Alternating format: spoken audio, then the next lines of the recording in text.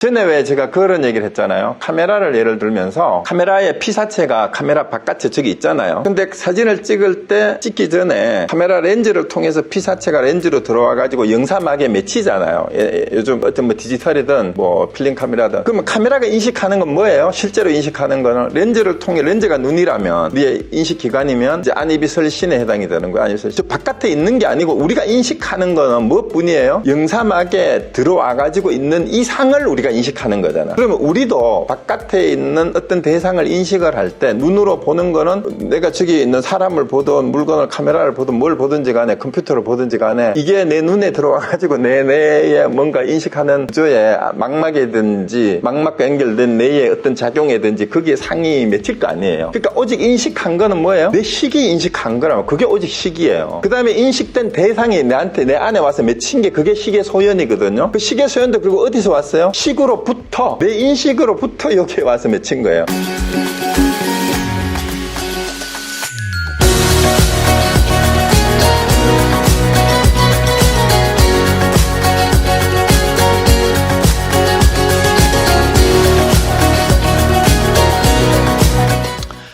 거기 잘 보세요. 무화설에 위배되지 않는 윤회 문제에 나름대로 해답을 제시하는데 아레아식은 요거 때문에 이제 주체가 아니라는 거예요. 몸을 생리적으로 유지하는 근원적인 마음인데 이 마음이 실체로서 자성을 가지고 따로 있는 게 아니고 찰나생, 찰나멸하기 때문에 고정불변의 실체인 아트만하고는 다르다. 이 실체가 있는 건 아니다. 또 이렇게 얘기하는 거예요. 그러면서 또 아레아식은 모든 법을 습기 형태로 저장하기 때문에 이제 과거에 지은 모든 것을 저장을 하고 있다가 적당한 인연이 되면 다시 또 발동을 하게 된다. 그래서 연기는 아레아식 연기를 통해서 윤회가 계속 일어난다라고 이렇게 보는 거예요. 근데 이제 현대 심리학에서 칼 융의 집단 무의식을 아레아식하고 연결시켜 설명하는 사람들이 많아요. 상당히 유사한 측면이 있고요. 그 다음에 또 하나, 그래도 이해가 잘 안 되면, 아레아식에 대해서 이해가 잘 안 되면은, 거꾸로 저 얘기를 한번 늑대 소년 이야기 잘 아시죠? 이제, 어디 정글에서 버려진, 어떻게 버려졌지 모르지만, 버려진 남자애가 늑대굴에서 자라서 발견이 됐잖아요. 그래서 분명히 사람인데, 어릴 때 이 늑대들이 키워가지고, 이 늑대처럼 흉내를 내면서 늑대처럼 살고 있는 이 소년을 정글에서 발견했다는 게 실제 있었잖아요. 그죠? 근데 얘를 데리고 와가지고, 사람으로 훈련을 시키려고 하니까 너무 오랫동안 늑대처럼 돼가지고 이게 자꾸, 인간이 안 되고 결국 죽었다라고 전해졌잖아요. 그래서 늑대처럼 바뀌어버렸어요.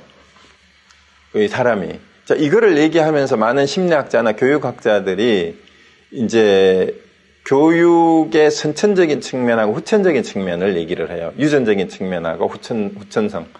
그래서 결국은 인간으로 태어나더라도 늑대굴에 버려져 가지고 늑대젖을 먹고 늑대하고 같이 자라니까 인간이 안 되고 늑대처럼 돼버렸다 라고 얘기를 하기 위해서 후천적 환경이 중요하다라는 얘기를 하는 사례로 이 늑대소년 이야기를 많이 주장을 합니다. 자, 그런데 거꾸로 그러면은 거꾸로, 자, 늑대 새끼를 낳자마자 데리고 와가지고 사람이 품고 키우면서 인간하고 똑같이 키웠어요. 자, 인간이 될까요? 인간 될 것 같습니까? 자, 여기에서 우리가 한번 생각을 해볼 수가 있어요.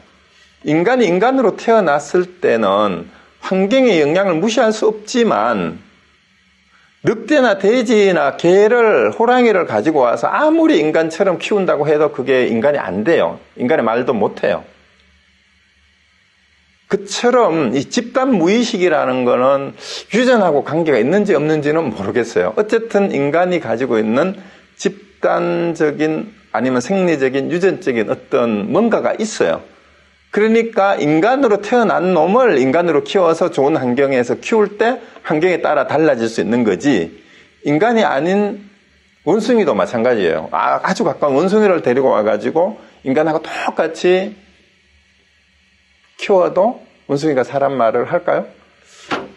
그래서 그걸 생각해 보면은 이 아레아식이라는 것도 그게라는 얘기가 아니라 뭔가 이 설명하려고 하는 게 뭔가 우리가 알지 못하지만 과거로부터 현재 미래로 이어지는 우리 인간들의 의식 안에 바탕에 뭔가 인간이 인간으로서 어떤 인연이 되면 업력이 발동하잖아요. 그러니까 인간이 인간 집단하고 어울리면서 맺는 인연으로 인해서 인간으로서 개화가 되고 점점 교육을 하는데 늑대 소년은 인연을 다르게 만났잖아.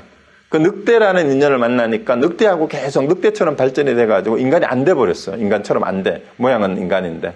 그것처럼 그 인간의 의식 가운데에 뭔가 있는 그런 것을 아레아식이라고 일단 상정을 해볼 수 있지 않느냐. 근데 아레아식은 나중에 다음 시간에 하고 일단 여기까지만 하겠습니다. 그거는. 자, 그 다음에 읍감연기사는 이제 그 부파불교에서 읍설에 의해서 자기가 지은 업의 결과가 이제 과거로 되돌아온다라는 걸 전제를 해요. 그 업력을 근본 언론으로 하고 일체 만유가 연이 돼가지고 가보를 받는 게 그게 이제 읍감연기설이고 이제 삼세양주인가설하고 비슷해요. 근데 구사론에서 이제 설일지우부에서 이거를 얘기를 했는데 자, 이제 읍설은 결국은 자기가 지은 결과를 자기가 받기 때문에 반드시 가보를 받는 주체를 상정을 하게 돼요. 그래서 결국은 숙명론적으로 될 수밖에 없죠. 그런데 이제 아레아식 연기설은 유식학파에서는 근본식인 아레아식으로부터 이 세계가 나온다라고 얘기를 해요. 그래, 아레아식은 이제 업이 저장되는 창고예요. 업의 처소라고도 얘기를 했죠. 그래서 이제 이 아레아식은 저장도 되고 다시 우리가 새로운 업을 짓는 업의 근원이 되기도 한다 그러는데 여기 중요한 게 뭐냐면은 그게 저장되어 있을 때는 우리는 몰라요. 그게 이제 무의식이라는 거죠. 요즘 말로 하면은. 근데 어떠한 연을 만나면 업력이 발동한다라는 거예요. 그 연을 만나는 게 후천적인 환경에 의해서요. 인간이 인간으로서 키울 수 있는 거. 그리고 이제 늑대한테 가면 늑대처럼 될 수도 있다라는 거. 이게 이제 그게 연이에요. 근데 그 근본 바탕에 있는 뭔가가 이제 아레아식이라고 할 수 있죠. 그래서 이 이제 아레아식 연기설이 나중에 이제 열애장 사상에 와서는 진여 연기설로, 그 다음에 하음의 법계 연기설로 이렇게 이제 발전한다고 볼 수가 있습니다. 그거는 이제 하음 사상 할 때 하겠습니다. 그 다음에 이제 설일체유부하고 경량부에서 무슨 논쟁을 했냐 하면은요, 이제 그 유식무경이라는 말이 나오게 된 것은 설일체유부하고 경량부에 논쟁이 없었으면 어쩌면 안 나왔을 수도 있어요. 그 설일체유부는 밖에 있는 경계하고 내면의 의식이 아까 얘기했던 것처럼 기본 단위로서 75법을 설정을 했잖아요. 그렇게 해가지고 이게 실제한다고 주장을 한 거예요. 그게 그래서 유부예요. 근데 경량부는 여기서 찰나생 찰나멸을 얘기를 했어요. 인간이 밖에 있는 법이, 외부의 법이 있는지 없는지 객관적인 인식 도구가 없다라고 얘기를 한 거예요.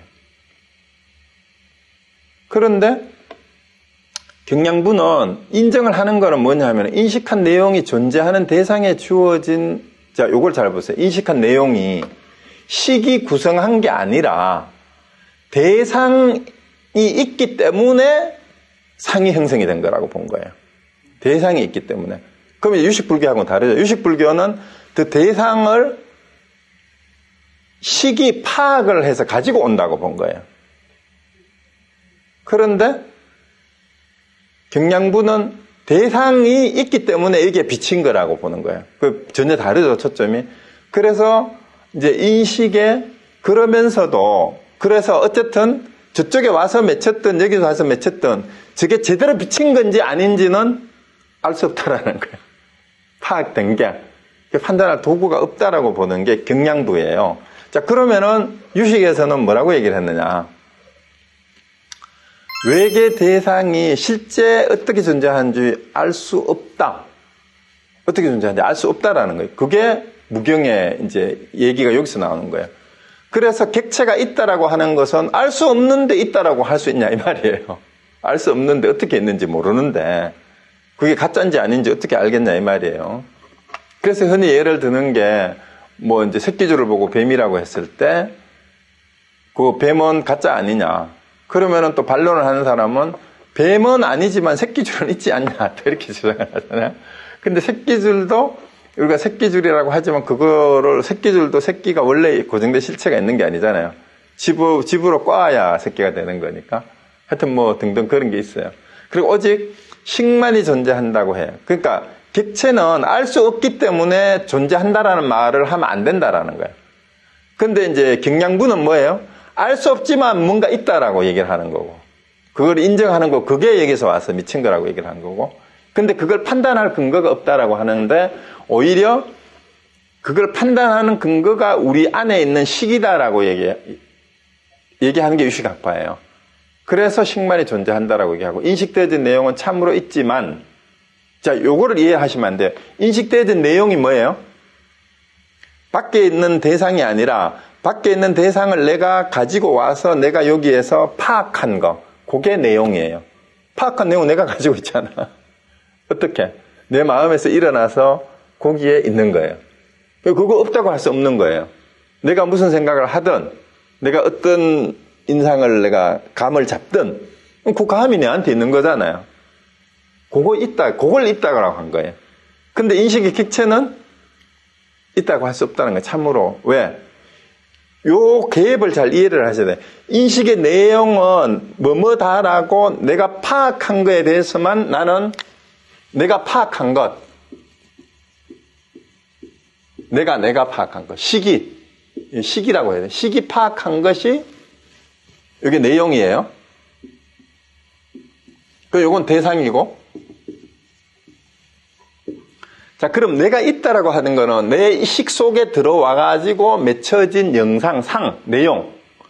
요게 내한테 있는 거예요, 그냥. 요게 있는 거예요. 그런데 요 내용이 인식의 객체는 아니라 이 말이에요. 그렇기 때문에 인식의 객체는 있다고 할 수 없다 이 말이에요. 그게 뭔 말이냐면요. 요렇게 파악한 그것, 요걸 얘기를 하셔야 돼요. 여기에 뭐가 다른 게 있다라고 얘기하면 돼요. 내가 파악한 그 내용이 있는 게 아니잖아요.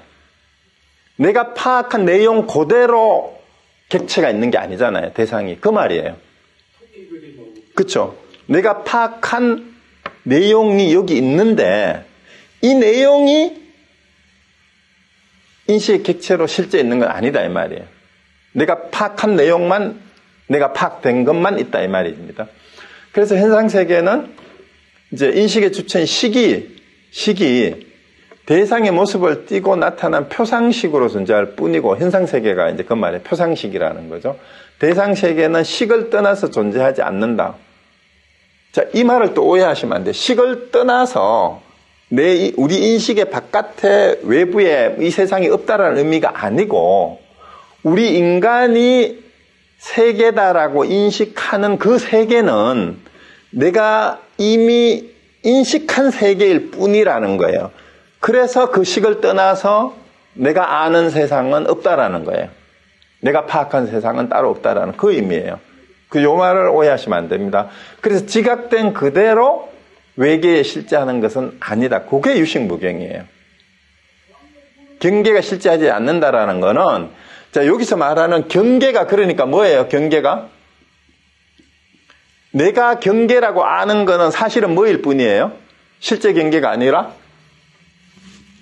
내 시기 파악한 영상, 상, 요것만이 우리가 인식하는 세계는 이게예요. 이거. 우리가 세계다, 대상이다, 뭐다라고 하는 거는 요거일 뿐이니까 실제 우리가 보고 뭔가를 만들어냈던 바깥에 있는 경계가 아니라는 거예요, 그게 우리가 아는 세상은. 그래서 유식사상은 이 세상의 모든 것이 삼라만상이죠. 그죠? 마음에 의해서 변화됐다는 말은 마음이 구성해서 본 거라 말이에요. 마음이 구성해서 본 거. 마음을 떠나서는 어떠한 존재도 있을 수 없다라는 말은 우리 마음을 떠나서 바깥에 아무 물건도 실제로 없다는 의미가 아니라 우리가 마음으로서 어떤 거를 파악하든 색성량 미초법 뭘 파악하든지 간에 우리가 파악한 거는 우리 안에 알려진 것, 우리의 인식작용에 의해서 알려진 것만이 내한테 있고 그거는 외부에 있는 게 아니다 이 말이에요. 우리가 아는 거는 그건 뭐뿐이에요. 아무리 뭐 과학적으로 분석을 해서 현미경을 들여놓고 보더라도 그 관찰을 통해서 알려진 것만이 우리의 지식이에요. 지식이 있는 거지 그 지식하고 똑같은 일치하는 것은 밖에 없다라는 말이에요. 그게 무경의 뜻이에요. 그래서 전혀 이제 이 과학적 방법하고는 좀 달라요. 그러니까 마음의 작용이라는 말은 그런 뜻이에요. 그 다음에 이제 또 그 공사상을 재해석했다라는 말은 뭐냐 하면은요, 이제 그 앞에 이미 설명이 됐기 때문에 잘못된 공을 비판하고 육아행, 요가 체험을 바탕으로 아리아식의 심식을 통해서 이제 뭘 얘기했는가 하면은 공성이 승립하는 장으로서 식의 존재를 인정했어요. 여기서 공이라고 하지 않고 공성이라고 얘기했는데, 자, 공의 성질을 우리는 육식의 인식작용을 통해서 파악을 하는데, 그렇게 파악된 것을 저장하는 게 아리아식이라는 거예요. 그래서 뭔가 공에 대해서 설명을 하긴 하잖아, 반야사상에서. 그게 이해가 됐다면 그 이해가 내 인식작용 안에서 일어난 거잖아요.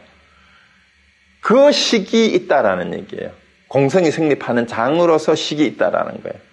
아, 공돌이를 알았느냐? 알았어. 어떻게 알았는데? 내가 알았는 그 작용이 식이에요. 알았다라고 하는 게. 그래서 그게 식이 있기 때문에 공을 알 수 있는 거다라는 얘기. 식이 있기 때문에.